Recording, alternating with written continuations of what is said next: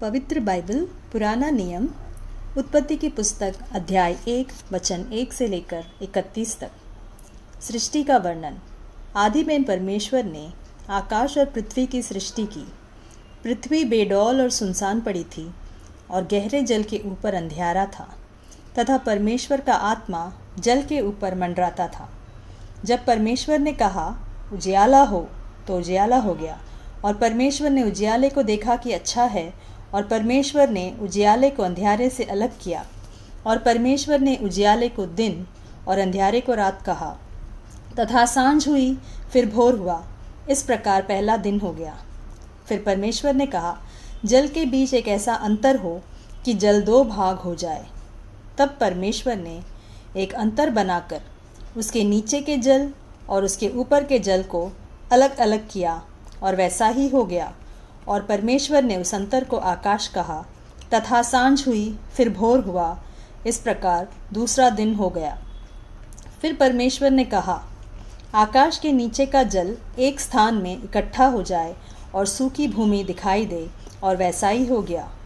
परमेश्वर ने सूखी भूमि को पृथ्वी कहा, तथा जो जल इकट्ठा हुआ उसको उसने समुद्र कहा। और परमेश्वर ने देखा कि अच्छा है। फिर परमेश्वर ने कहा पृथ्वी से हरी घास तथा बीज वाले छोटे छोटे पेड़ और फलदायी वृक्ष भी, जिनके बीज उन्हीं में एक एक की जाति के अनुसार है, पृथ्वी पर उगे, और वैसा ही हो गया। इस प्रकार पृथ्वी से हरी घास और छोटे छोटे पेड़, जिनमें अपनी अपनी जाति के अनुसार बीज होता है, और फलदायी वृक्ष, जिनके बीज एक एक की जाति के अनुसार उन्हीं में होते हैं, उगे। और परमेश्वर ने देखा कि अच्छा है। तथा सांझ हुई फिर भोर हुआ, इस प्रकार तीसरा दिन हो गया। फिर परमेश्वर ने कहा दिन को रात से अलग करने के लिए आकाश के अंतर में ज्योतियाँ हों, और वे चिन्हों और नियत समयों और दिनों और वर्षों के कारण हों, और वे ज्योतियाँ आकाश के अंतर में पृथ्वी पर प्रकाश देने वाली भी ठहरे, और वैसा ही हो गया। तब परमेश्वर ने दो बड़ी ज्योतियाँ बनाई, उनमें से बड़ी ज्योति को दिन पर प्रभुता करने के लिए और छोटी ज्योति को रात पर प्रभुता करने के लिए बनाया, और तारागण को भी बनाया। परमेश्वर ने उनको आकाश के अंतर में इसलिए रखा कि वे पृथ्वी पर प्रकाश दे तथा दिन और रात पर प्रभुता करे, और उजियाले को अंधियारे से अलग करे। और परमेश्वर ने देखा कि अच्छा है। तथा सांझ हुई फिर भोर हुआ, इस प्रकार चौथा दिन हो गया। फिर परमेश्वर ने कहा जल जीवित प्राणियों से बहुत ही भर जाए, और पक्षी पृथ्वी के ऊपर आकाश के अंतर में उड़े। इसलिए परमेश्वर ने जाति जाति के बड़े जल जंतुओं की और उन सब जीवित प्राणियों की भी सृष्टि की, जो चलते फिरते हैं, जिनसे जल बहुत ही भर गया, और एक एक जाति के उड़ने वाले पक्षियों की भी सृष्टि की। और परमेश्वर ने देखा कि अच्छा है। और परमेश्वर ने यह कह के उनको आशीष दी, फूलो फलो और समुद्र के जल में भर जाओ, और पक्षी पृथ्वी पर बढ़े।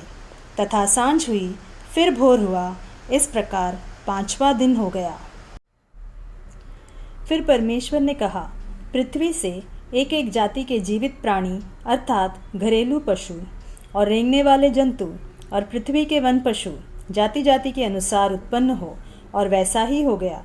इस प्रकार परमेश्वर ने पृथ्वी के जाति जाति के वन पशुओं को और जाति जाति के घरेलू पशुओं को और जाति जाति के भूमि पर सब रेंगने वाले जंतुओं को बनाया, और परमेश्वर ने देखा कि अच्छा है। फिर परमेश्वर ने कहा हम मनुष्य को अपने स्वरूप के अनुसार अपनी समानता में बनाएं, और वे समुद्र की मछलियों और आकाश के पक्षियों और घरेलू पशुओं और सारी पृथ्वी पर और सब रेंगने वाले जंतुओं पर जो पृथ्वी पर रेंगते हैं अधिकार रखे।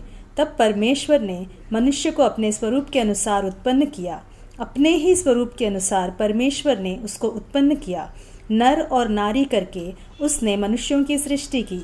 और परमेश्वर ने उनको आशीष दी और उनसे कहा फूलो फलो और पृथ्वी में भर जाओ, और उसको अपने वश में कर लो, और समुद्र की मछलियों तथा आकाश के पक्षियों और पृथ्वी पर रेंगने वाले सब जंतुओं पर अधिकार रखो। फिर परमेश्वर ने उनसे कहा सुनो, जितने बीज वाले छोटे छोटे पेड़ सारी पृथ्वी के ऊपर है, और जितने वृक्षों में बीज वाले फल होते हैं, वे सब मैंने तुमको दिए हैं, वे तुम्हारे भोजन के लिए हैं, और जितने पृथ्वी के पशु और आकाश के पक्षी और पृथ्वी पर रेंगने वाले जंतु हैं, जिनमें जीवन का प्राण है, उन सब के खाने के लिए मैंने सब हरे हरे छोटे पेड़ दिए हैं। और वैसा ही हो गया। तब परमेश्वर ने जो कुछ बनाया था सबको देखा, तो क्या देखा कि वह बहुत ही अच्छा है। तथा सांझ हुई, फिर भोर हुआ, इस प्रकार छठवां दिन हो गया।